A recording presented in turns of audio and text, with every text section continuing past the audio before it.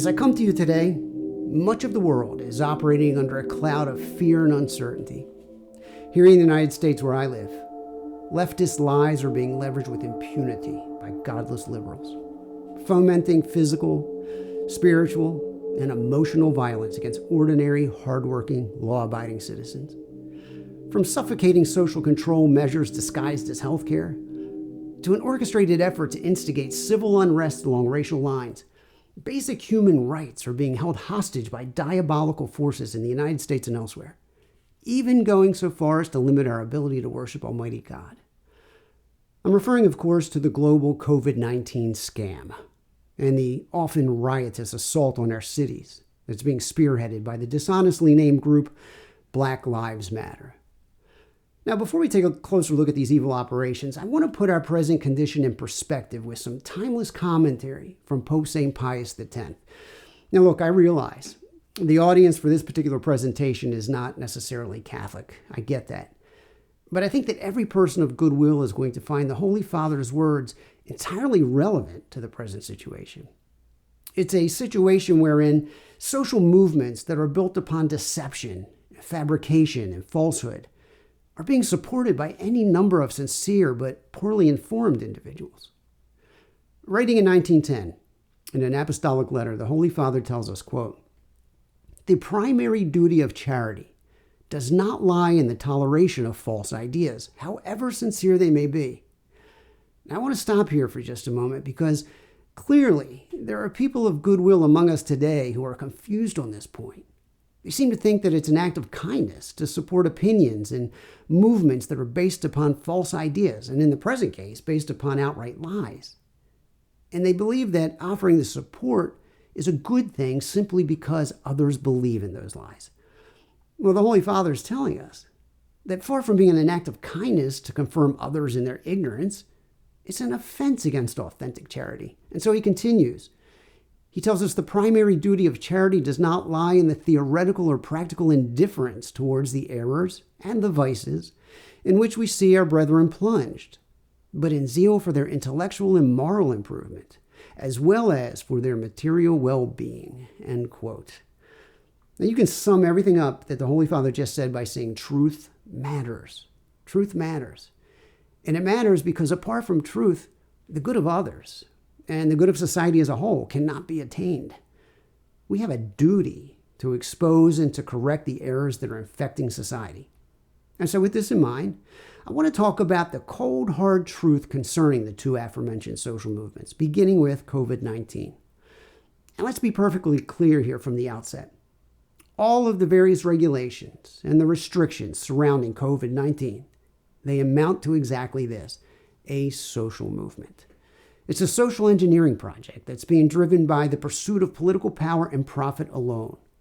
One that's being orchestrated by bureaucrats and policymakers, by large corporations, and by persons of great wealth and influence that control them all. It's a movement that's ordered not toward promoting public health and well-being. That's a lie. No, its true long-term purpose is the advancement of globalism, a new world order, and a one-world government. Lest there be any doubts whatsoever about the utter insincerity of those who are shoving COVID-19 regulations down our collective throat, consider the fact that the leaders of this movement, the ones that are screaming the loudest about the need for social distancing and masking regulations, we also happen to be the most vocal supporters of legalized genocide, also known as abortion on demand, which they also insist is a matter of health care. Who in their right mind could possibly believe that someone who supports the wanton dismemberment of a perfectly healthy unborn child right up to the very moment of delivery is genuinely concerned about public health? The idea is totally absurd. Now, for confirmation as to the true purpose of these COVID-19 social movement regulations, namely the advancement of globalism, we need to look no further than the United Nations and its Globalist Manifesto called Agenda 2030, Sustainable Development Goals, or SDGs for short. Volumes have already been written on the nefarious nature of the UN's SDGs, but suffice it to say for our purposes, they're meant to pave the road toward a utopian city of man, a global utopian city of man by the year 2030. And along the way, specific initiatives have been put in place by the UN to help it reach the SDG finish line. About the present year, the United Nations website declares, quote, "To mark the 75th anniversary in 2020, the United Nations has launched the biggest ever global conversation on the role of global cooperation in building the future we want," end quote. Make no mistake, it's the future they want. It's not the future we want. Now, is it merely a coincidence that COVID-19 is being treated in this year, 2020, as the biggest ever healthcare and economic crisis the world has seen in many generations? And it's being leveraged as such to accelerate the cause of globalism. Is it just a coincidence? I think not. And by the time we're finished here today, I think you'll see as well, it's not a coincidence. It's a game plan. As part of its vision for the year 2020, the UN website reports, quote, "In September 2019, the UN Secretary General called on all sectors of society to mobilize for a decade of action on 3 levels. A decade of action is underway. How many times have you thought and heard others say that, boy, things have changed so dramatically since the beginning of 2020? Well, that's because it was the beginning of the decade of action. And upon review, we're going to find that the UN Secretary General's action plan for building a globalist future, it's unfolding right before our very eyes. And guess what? COVID-19 lies at the very heart of it. The first level of action that he mentions consists of a call for, quote, global action, more resources, smarter solutions, end quote. Not only has COVID-19 and the doomsday scenarios surrounding it been leveraged to promote so-called global cooperation, public policy relative to the virus, the so-called smarter solution enacted on both the local and the national levels, it served to decimate economies throughout the world. For clear-thinking, authentically charitable people, this is a genuine human tragedy. We know that as poverty increases, so too do mortality rates, death, disease, despair, all of the social ills that come with it. But for the UN globalists, who are hell-bent on building the future that they want, this is a boon. How so? Well, first and foremost, it's very important that we recognize and always keep in mind that population control is central to the globalist agenda. And this is why contraception and sterilization and abortion always feature very prominently in their plans, most notably as it concerns those who are living in the third world. The globalists know very well that an economic crisis is one of the surest ways to cull the human herd, especially in impoverished nations, those persons who are disposable. Secondly, the global economic crisis serves to help level the playing field, in a sense, between wealthy nations and poor nations. You see, in the corrupt, sick mind of the globalists, and likewise the Marxists, and we're going to talk more about them later, it's better that all nations struggle to some extent than just some flourish. Now, don't get me wrong. That doesn't mean that they're willing to suffer personally. Far from it. In fact, the bureaucrats and the politicians that have cavalierly bankrupted countless small businesses and families with their overbearing COVID regulations, restrictions based upon fake science, they haven't lost a dime in the process. And the world's wealthiest people, the Davos crowd, these are the same people who are driving the one world agenda from the behind the scenes largely. They, on the other hand, have grown wealthier in the process. Furthermore, this deliberately created economic crisis has served to prey upon the good intentions of charitable people and nations like the United States, creating a greater need for the global and the national redistribution of resources. Now, this means primarily money, but also food and medical supplies and other goods. And make no mistake about it, the redistribution of wealth lies at the very heart of both globalism and Marxism. All of this adds up to precisely what the UN intends when it calls for global action, more resources, smarter solutions. The Secretary General also called for a decade of action on the local level. Now, remember, this statement was issued in September of 2019, and it included a call for, quote, needed transitions in policies, budgets, institutions, governments, cities, and local authorities, end quote. It's amazing, isn't it? Already just over the midway point of the year, we can say that historians are forever going to look back on 2020 as the year in which the militant leftist group that we're going to detail later, Black Lives Matter, managed to hit on every single one of these points, policies, budgets, institutions, etc., with a stunning degree of success, even going so far as to popularize the magnificently delusional phrase, defund the police. And what's more, they've managed to bully numerous municipalities into implementing it. The UN's call for the present decade also includes, quote, people action. That is, youth, civil society, and of course, the media. Now, I trust it's not necessary to spend any time discussing the degree to which the media is complicit in corrupting young minds, as it's promoting liberal ideas in both their news and their entertainment program, and so we'll just move on. The UN Secretary General also called for action on the part of, quote, the private sector, unions, and academia. And lo and behold, what do we see? Major corporations have made COVID-19 the centerpiece of their ad campaigns.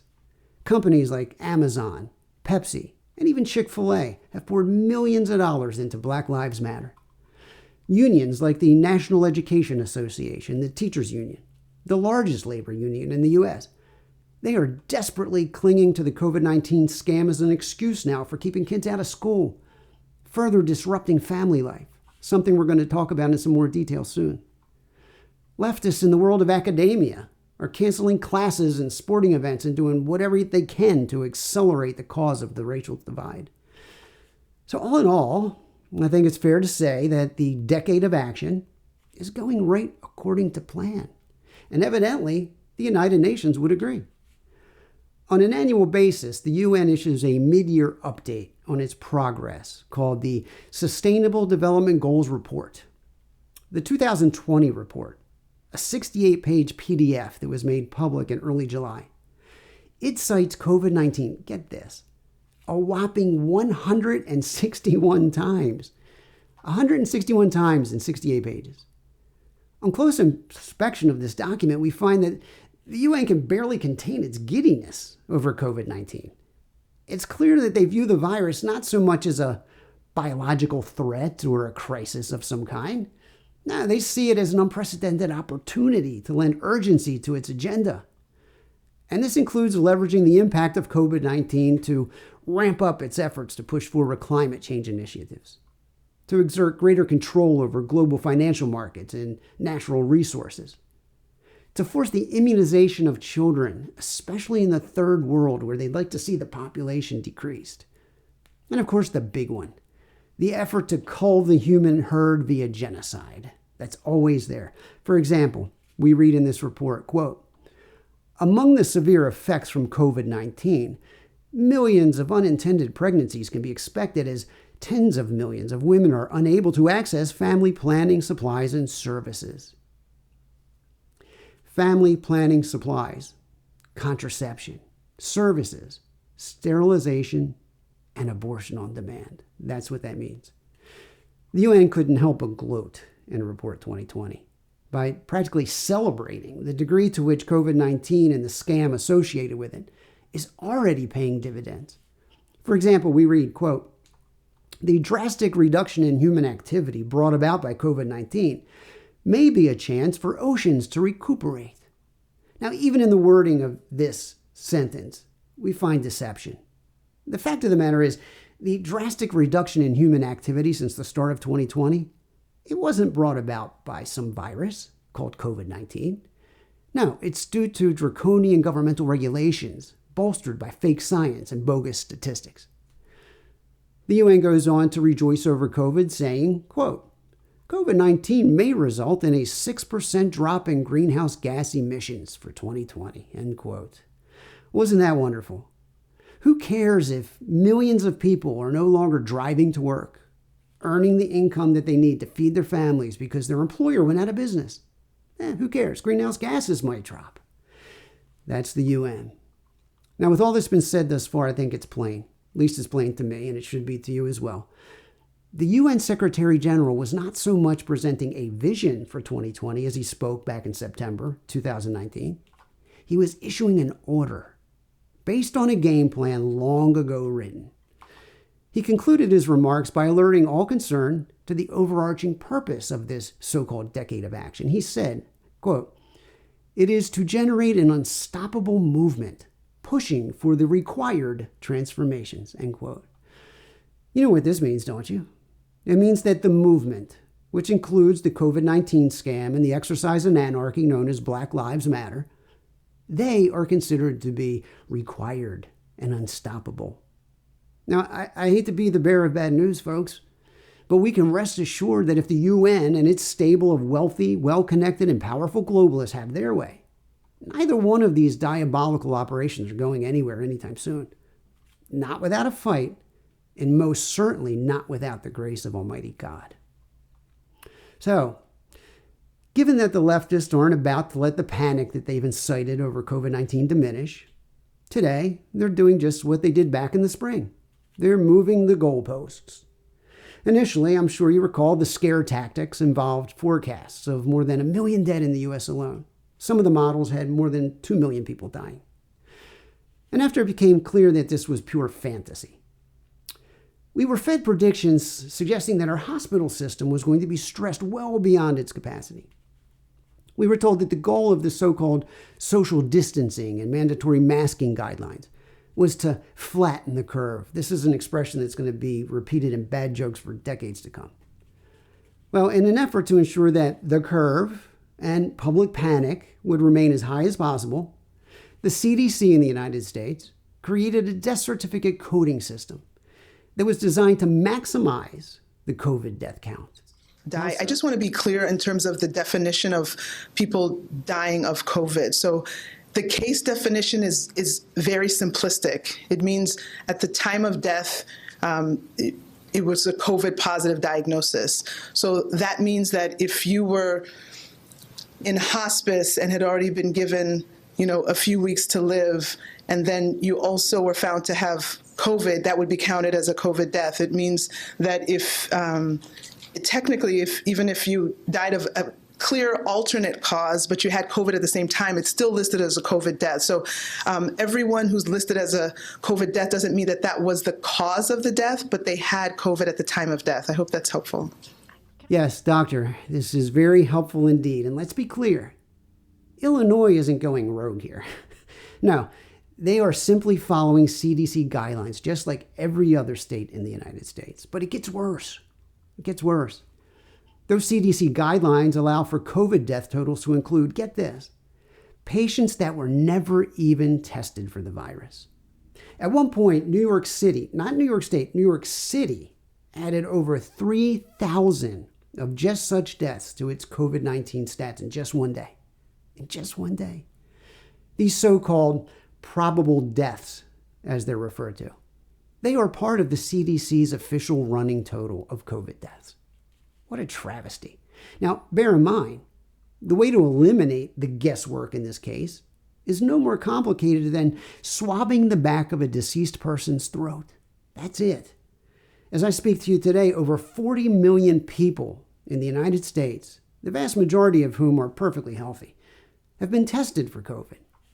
Now, why isn't this being done in every single case where a COVID death is suspected? Well, the reason's perfectly plain, folks. This entire charade is not about science. It never has been. It's not about the scientific method, a necessary component of which is the collection of reliable and measurable data. It's about social engineering. It's about the decade of action. It's about promoting a movement. That's what it's about. Over the past few months, physicians from all over the U.S. have reported that they're being pressured to code death certificates as COVID-19. And all of these deliberate acts of deception are being employed to add fuel to the doomsday predictions, one of the most enduring of which concerns this allegedly soon-to-be overwhelmed hospital system. As a result, Millions upon millions of dollars were spent setting up temporary medical facilities to handle the forecasted patient overflow. Convention centers and sports stadiums in various cities were turned into field hospitals with hundreds and hundreds of beds. In Seattle, for example, CenturyLink Field was converted into a 250-bed facility, 250 beds, with an on-site lab, with x-ray machines and operating rooms. It even had its own intensive care unit, all of it set up at taxpayer expense. Before being disassembled, this multi-million-dollar field hospital treated exactly 0 patients. 0. The United States Navy ship Comfort, a hospital ship with 1,000 beds, 12 operating rooms, and a crew of about 1,200. It was deployed to New York City, where it stayed for nearly a month, during which time it treated a grand total of just 179 patients. Patients that could just as easily been treated in regular hospital settings. The United States Navy ship Mercy, which is also a hospital ship of similar size. It was deployed to Los Angeles, California, where it treated, get this, a whopping total of 77 patients over the course of 7 weeks before pulling up anchor and departing.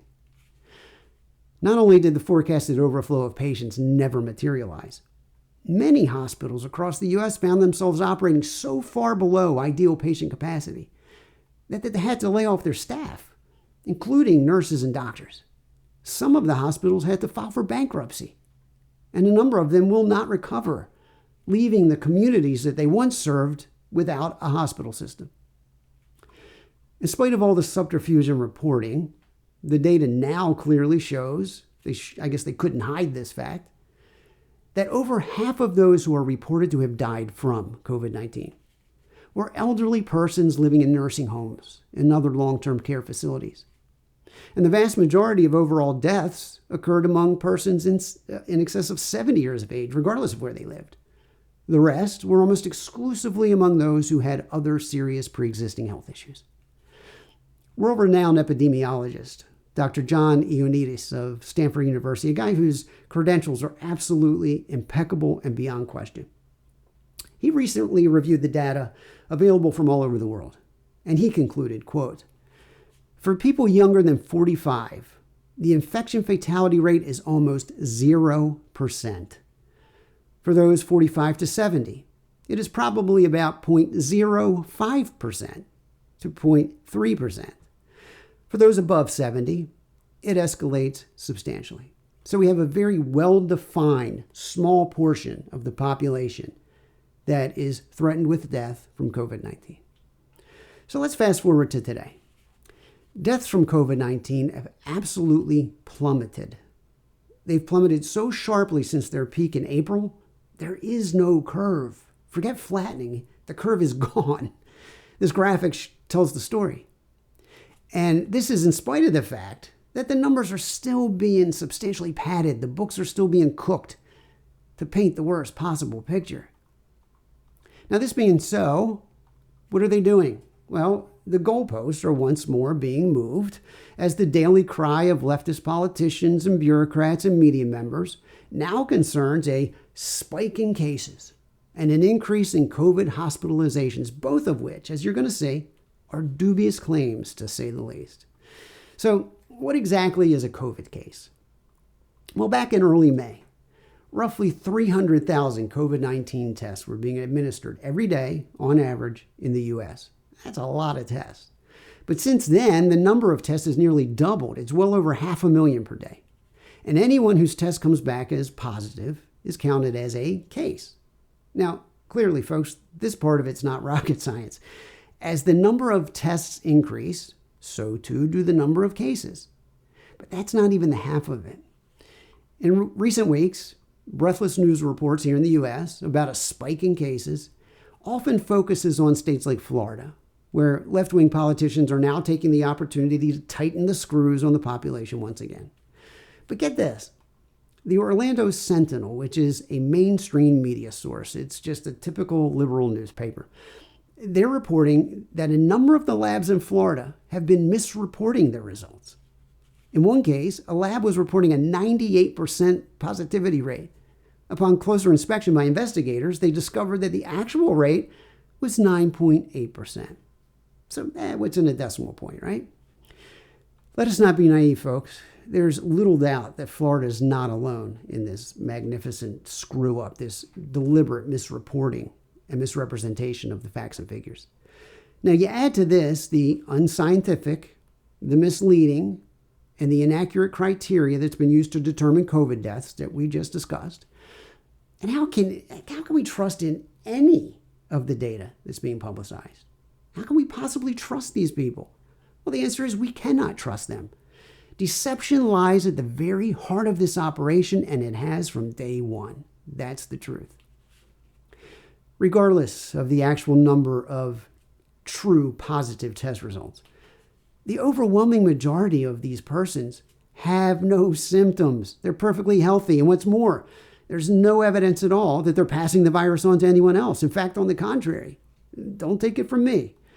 This information is coming directly from the CDC and the World Health Organization, both of which are not on our side, believe me.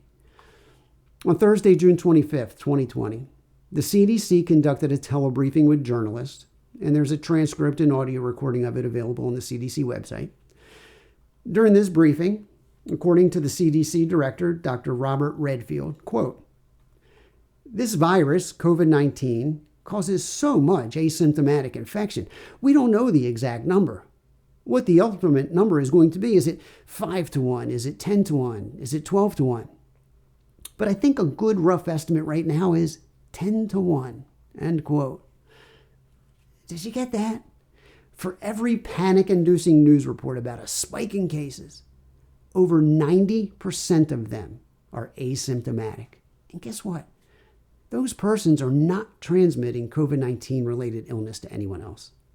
On June the 8th, 2020, Dr. Maria Van Kerkhove, who is the head of the World Health Organization's Emerging Diseases Unit, again speaking to reporters, she stated, quote, "From the data we have, it still seems to be rare that an asymptomatic person actually transmits onward to a secondary individual. It's very rare," end quote. Now, the data to which she is referring here was collected in nations that conducted studies using aggressive contact tracing measures, something we're going to talk about later.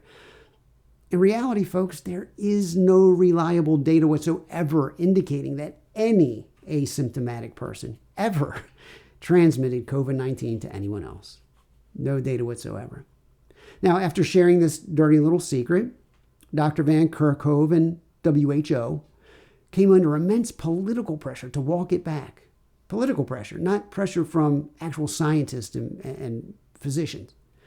And why were they brought under so much pressure? Well, because lying, power-hungry leftists are determined to use reports about a spike in cases and an increase in COVID hospitalizations to instill fear in the ill-informed. Why?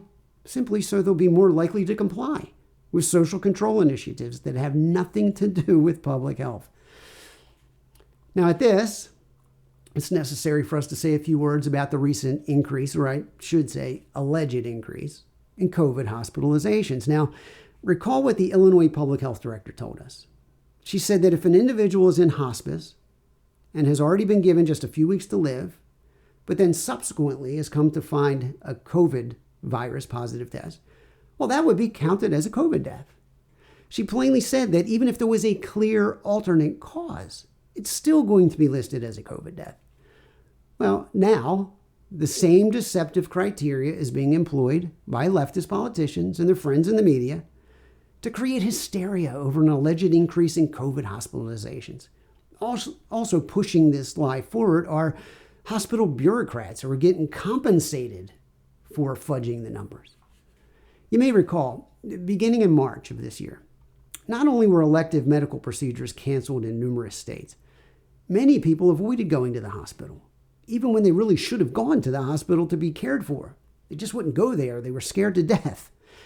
Well, now elective surgeries are resuming, and it's become obvious to many of us that the risks associated with COVID-19 are exceedingly low for the vast majority of the population. And so hospital occupancy rates are on the rise. And that's a good thing. It's a good thing.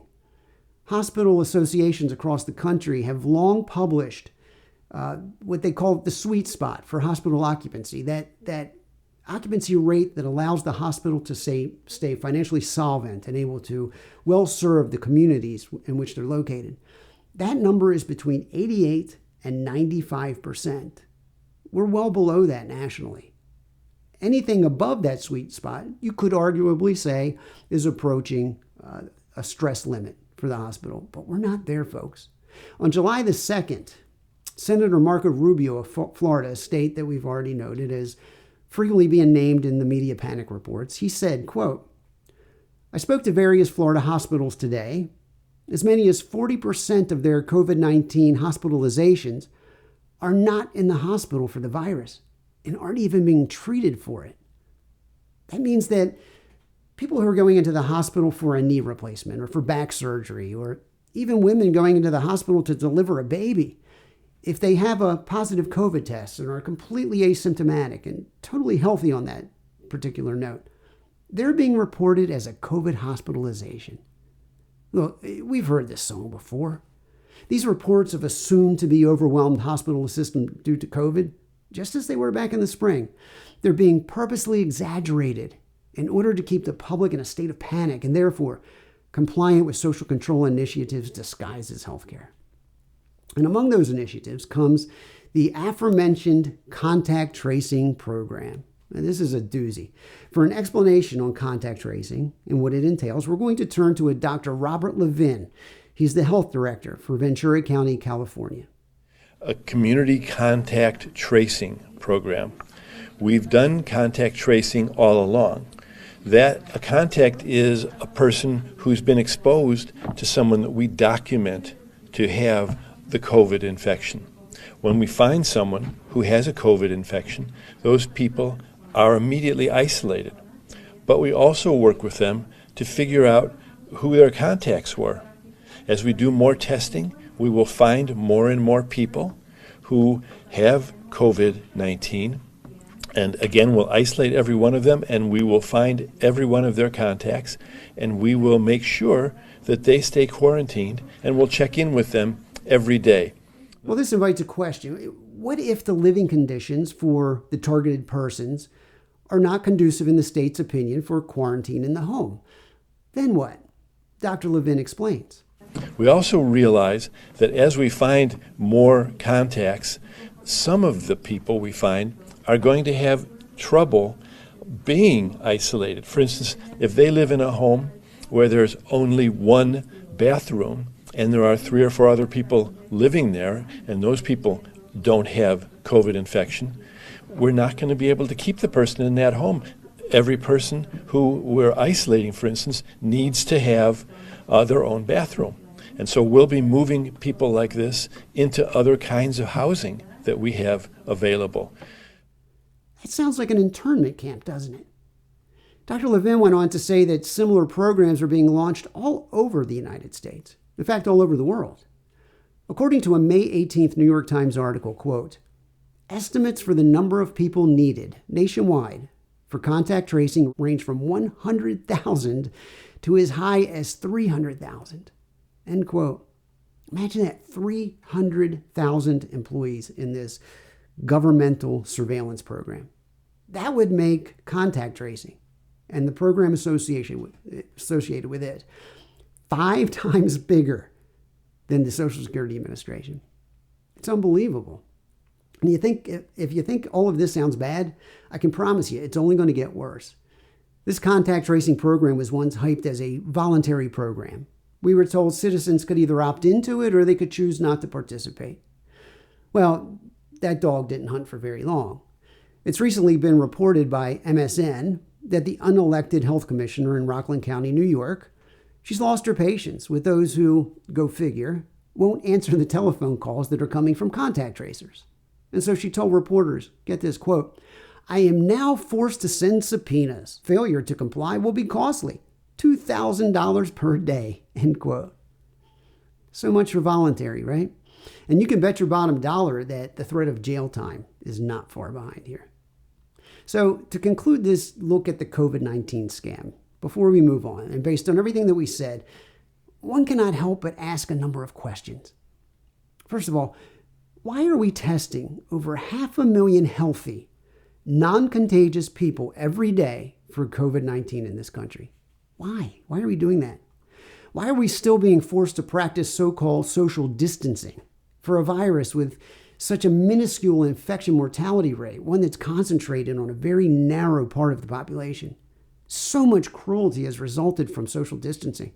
People dying in the hospital without their family members and friends by their side. It's terrible. Funerals that most of the family members can't attend. It's just a terrible situation. Why are people in various parts of the United States and the world still being subject to mandatory masking regulations? Why are contact tracers being paid by the government to surveil law-abiding citizens? Now, if you answered public health to any one of these questions, I have bad news for you. You are either a damned fool, or worse than that, you're a godless liberal. And I feel sorry for you. Now, this brings us to the civil unrest that's taking place in cities across the globe, at the forefront of which is the deceptively named group Black Lives Matter, a situation that's fast becoming an election year tradition in the United States. In fact, the reason that both COVID-19 and Black Lives Matter, or BLM for short, are getting so much play right now is because power-hungry, diabolical leftists see these as winning issues. In other words, they're merely using these things to ratchet up our collective misery in the hope that doing so will somehow reflect poorly on the current administration in the U.S. and somehow earn them more votes. That's the bottom line, folks. Just 30 seconds of watching CNN, if you can stand it, the Communist News Network. It's enough to prove the point. A global pandemic, an overdue reckoning on race, an economic crisis, and an election right in the middle of it all. Sure, an election right in the middle of it all? Nonsense. It's more like fake news, psychological operations, and a pre-planned civil unrest operation right in the middle of an election. Well, according to the United Nations, speaking of civil unrest, Black Lives Matter is a, quote, nonviolent international activist movement that campaigns to promote and protect human rights and dignity of Black people, end quote. But is it really nonviolent? Is it really all about human rights and dignity? You tell me.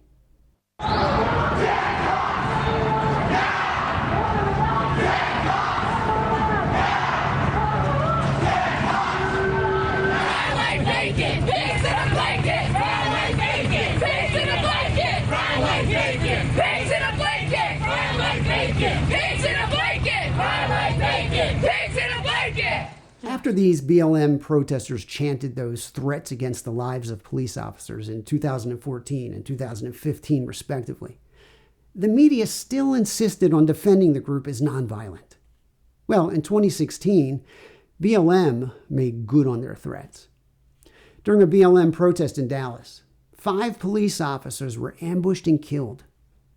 In spite of this terrible tragedy, the media repeatedly reported that the event was peaceful. At a memorial service in honor of the fallen officers, the president at the time, Barack Hussein Obama, used the occasion to run cover for BLM, saying before the grieving family members of these fallen police officers, quote, "We cannot simply turn away and dismiss those in peaceful protest as troublemakers," he said. Over the last month or so, as riotous mobs, if not directly organized by, at the very least encouraged by BLM, they have viciously attacked persons, both young and old, for the high crime of being white. They've looted and they've burned down businesses, many of which are owned by hardworking Black people.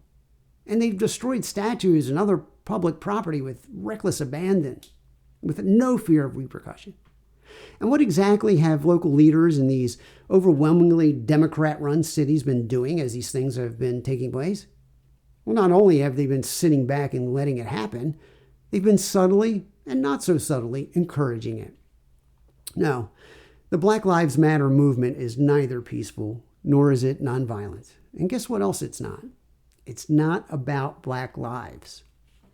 In 2015, Patrisse Cullors, she's one of the 3 founders of Black Lives Matter, she was asked if the organization has a, quote, ideological structure that would serve to sustain the movement going forward. And she answered, quote, We actually do have an ideological frame. Myself and Alicia, another founder, in particular, are trained organizers. We are trained Marxists. Karl Marx, the author of the infamous Communist Manifesto, is, of course, the father of Marxism. It's a philosophy based upon class struggle. Originally, this meant pitting the proletariat, the working class, against the bourgeoisie, the wealthy class of business and landowners. Today, black versus white, socialist versus capitalist, gay versus straight, etc. These are equally as effective divide and conquer strategies for the Marxist. And the entire point is to foment division and unrest and ultimately revolution, as these are the necessary steps toward destroying, in this case, the American way of life. And the overall goal is to achieve the utopian idea of a classless communist society, not just here in the US, of course, but globally. In other words, violence and the threat of violence is endemic to Marxism, which, according to the founder of BLM, provides the organization with its ideological frame. And so this brings me back to Pope St. Pius X, who in the same apostolic letter calls our attention to the wisdom of his predecessor, Pope Leo XIII, who addressed this foolish notion of a classless society. Leo XIII wrote, quote, "Christian democracy must preserve the diversity of classes, which is assuredly the attribute of a soundly constituted state, and it must seek to give human society the form and character which God, its author, has imparted to it." End quote. Did you understand what the Holy Father was saying there? He's telling us that the diversity of classes in society, it's not a problem to be solved. It's not a societal illness that has to be healed. Rather, it's been imparted to human society by Almighty God himself. And so this means that those who are laboring to obliterate the classes, the Marxists, the globalists, the socialists, the communists, in addition to engaging in a fruitless endeavor that simply can't succeed, they're at war against both God and man. And this becomes all the more obvious the deeper one looks into the true character of Black Lives Matter. It's an organization that claims to be motivated to act in our day in response to systemic racism against black people, as they say, which the organization insists is part and parcel of law enforcement in the United States. But is this truly the case? Is it true, as BLM claims on its website, that, quote, "police killings are now a leading cause of death among black men"? Is it true, as they also insist, that, quote, "police continue to mistreat, terrorize, and even murder boys and girls of color and then walk free," end quote? Well, evidently, the globalists at the United Nations believe that these things are true, or at least they want you to believe that they're true. According to their website, quote, "the brutal killing of George Floyd by the Minneapolis police in the U.S. drew the attention of the world once again to systemic racism and white supremacy. Unfortunately, police brutality and other human rights violations against black people are a daily routine in various parts of the globe." Now, I can't speak for the entire globe, but only in the United States. And unfortunately, those lies have been repeated so often that many people simply accept it as a fact that police brutality against blacks is a daily occurrence in the U.S. Or, as the ACLU put it in a recent fundraising campaign, get this, quote, "black people are being murdered and brutalized by police with near impunity," end quote. But make no mistake about it, folks, no matter how many times they repeat it, it's still a lie. In a June 2nd article in Wall Street Journal, Heather McDonald, a criminal justice expert researcher and the author of the book, The War on Cops, published in 2016, she shared some data, some cold, hard facts that the mainstream media does not want you to even consider. In 2019, police officers fatally and shot a total of 1,004 people in the U.S. About 25% of them were black. In other words, less than 300 black persons were killed by the police last year. So much for BLM's ridiculous claim that this is a leading cause of death among black men. And we're going to talk about what actually is the leading cause of death in that community. Now, that ratio that says that 3 times as many white persons as compared to black persons are shot and killed every year by police has held true every year since 2015. And this invites an obvious question. Why do blacks account for 25% of fatal police shootings when they only comprise 13% of the population? Now, that's a really important question. And a leftist, a godless liberal will shoot from the hip immediately and say systemic racism is the reason. But that's not the answer. The true answer is provided by Ms. McDonald. In 2018, the latest year for which data is available, African Americans made up 53% of known homicide offenders in the U.S., and they committed 60% of the robberies. Now, is it racist to merely point this out? Well, according to those on the left, I'm certain they would say that it is. But data is not racist. It's neither liberal nor conservative. It's simply data. And in this case, it gives the lie to the leftist narrative. Now, it's really important to understand here. The police don't have a confrontation or an engagement with every single citizen of every race every year. Now, I know this much is entirely obvious, but evidently it must be said. The police only engage those who are either committing or have committed or are suspected of committing a crime. In the case of black suspects, guess who's calling the police? Well, far more often than not, it's a black victim. It's a black victim. One has to ask, do their lives matter to the godless liberals who keep repeating the lie about systemic racism in policing? I'd say evidently not. Now, bearing in mind the actual crime statistics, the data that we just went over, and data, frankly, that no credible person is disputing. The fact that over half of the homicides and nearly 60% of the robberies are being committed by black persons in the U.S. If you take a good hard look at those statistics and you don't just dismiss them out of hand, the true picture becomes very clear. And it's exactly the opposite of what lying liberals want everyone to believe. The fact of the matter is, folks, white persons are more often shot and killed by the police per engagement, per confrontation, than blacks are, and by a considerable margin. Also, bear in mind that the vast majority of homicides and robberies are committed not by females, but by males. And this is true of all races. Now, as such, it's far more accurate to say that approximately 6% of the population, black males, are committing roughly half of all the homicides and robberies in the United States. Again, is it racist to acknowledge these statistics? Of course not. And this is why black men, yes, we have to admit it, including law-abiding black men who have done nothing wrong, are more often stopped and questioned by the police than white men. That's the truth. Now, is this a problem to be solved? I'll be the first to say it. Absolutely. This is a problem to be solved. But the way to solve it is to recognize it for what it really is. It's a symptom. It's a symptom. And to get to the disease, we need to ask another critically important question. Why are so many of the violent crimes in the United States committed by so few of the people? Now, this is a question that godless liberals are loath to answer. And the reason is simple. It's because they know damned well that practically every American city with a predominantly black population has been run and run into the ground at that by Democrat politicians for generations on end.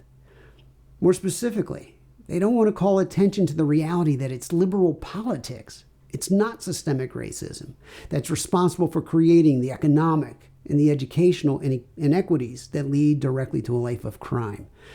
Look, I live just outside of Baltimore City in Maryland. It's the murder capital of the United States, or at least it's in the top 2 or 3. Now, the last time I checked, the average cost per student in the Baltimore City school system is about $17,000 per year. That's the average per year, K through 12. And I can promise you, there isn't a parent on planet Earth worth a wooden nickel, be that person a liberal or conservative or anywhere in between, that would write a tuition check for even a fraction of that amount to send their kids to any one of Baltimore City's schools. If they had a choice, they wouldn't do it. The public school system in this country, which is treated as the private piggy bank of the teachers' unions that serve as arms of the Democrat Party, they've been failing the black community for decades on end. Now, you couple this with the fact that over 70% of black babies are born to unwed mothers in this country. over 70%. And this is another liberal achievement, make no mistake. And between these two things, you have a perfect recipe for creating criminals, both black and white. Even so, guess how many times the epidemic of single-parent homes and unwed mothers in the black community is addressed on the BLM website? And I'm talking about the entire website, which has numerous pages on it. If you answered 0, you are correct. By contrast, what do we find on the pages of the BLM website? Well, we find things like the following, quote, "We disrupt the Western prescribed nuclear family structure requirement by supporting each other as extended families and villages that collectively care for one another. Every day we recommit to healing ourselves and each other and to co-creating alongside comrades, allies, and family a culture where each person feels seen, heard, and supported. We engage comrades with the intent to learn about and connect with their contexts." Did you catch those buzzwords, folks? Comrades, villages, collective care. This is chicken soup for the Marxist soul. But more noteworthy, however, did you notice how, far from decrying the sad reality that the majority of black children are deprived of a two-parent home, BLM actually seeks to destroy such family structures even further. In fact, on their What We Believe webpage, while family and mother are mentioned any number of times, fathers and fatherhood aren't mentioned even once. Not even once. So for all of its bluster over black males that are allegedly being killed by police officers for next to no reason at all, BLM evidently has precious little concern for black men at all.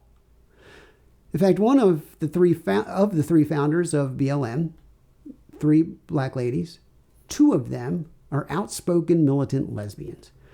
Now, knowing this, it may not come as a surprise to you that we also find on their webpage of stated beliefs the following, quote, "We foster a queer affirming network. When we gather, we do so with the intent of freeing ourselves from the tight grip of heteronormative thinking, or rather, the belief that all in the world are heterosexual unless she or they disclose otherwise. We are guided by the fact that all Black lives matter regardless of actual or perceived sexual identity, gender expression, economic status, ability, disability, religious beliefs or disbeliefs, immigration status, or location. We make space for transgender brothers and sisters to participate and lead. We are self-reflexive and do the work required to dismantle cisgender privilege and uplift Black trans folk, especially Black trans women who continue to be disproportionately impacted by trans antagonistic violence," end quote. Boy, that's a mouthful of homo activism, isn't it? And of course, no friend of the United Nations can fail to promote the sacrament of the left, and that is, of course, abortion on demand. And Black Lives Matter is no difference. They declare, quote, "We deserve and thus we demand reproductive justice that gives us autonomy over our bodies and our identities." Reproductive justice. This is just more godless liberal speak for abortion on demand, and everybody knows it. So tell me again just how much concern BLM actually has for Black lives. In New York City, where the as yet unmentioned 3rd co-founder of BLM lives, Opal Tometi, more Black babies are murdered via abortion every year in New York City than are born alive. Can you imagine that? It's not police killings, that is the leading cause of death among all Black persons. Now, do these Black lives matter to BLM? Do they matter to their financiers and their supporters? I'd have to say, obviously not. Now, more could be said about both COVID-19 and BLM, but I think the dots have been sufficiently connected here to show just how deeply these diabolical social movements are related to the United Nations, to its globalist agenda, and to the decade of action in which we find ourselves today. Now, there might be a better way of expressing it. It seems to me that we've arrived at a place in human history that we might describe as a post-political age. And what I mean by that is this. Look, politics has always been about far more than just left versus right, liberal versus conservative, Democrat versus Republican, and so on.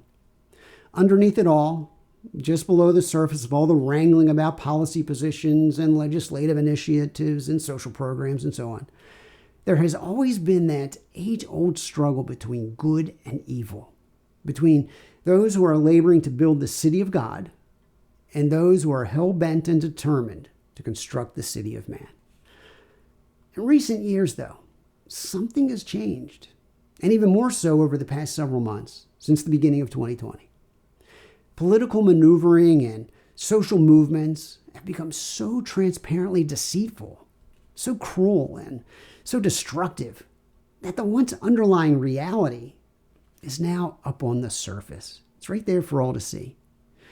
Not very long ago, speaking for myself personally, there was a time when I was able to enjoy cordial relationships and engage in leisurely activity in social and family settings with self-identified liberals, firmly committed Democrats.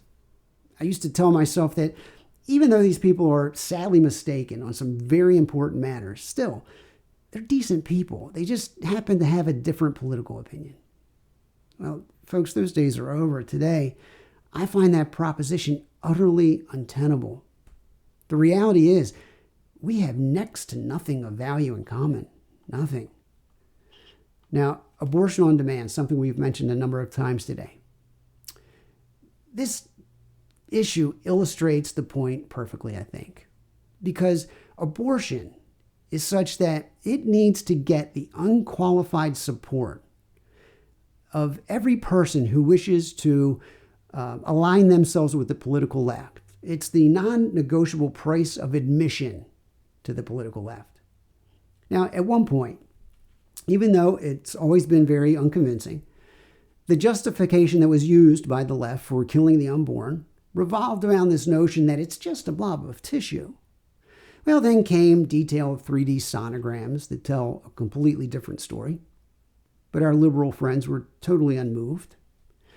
Discussions then took place in the medical community about fetal pain, right? Surely the compassionate left, they would take this into account, right? Because nobody on the left really wants to see anyone suffer.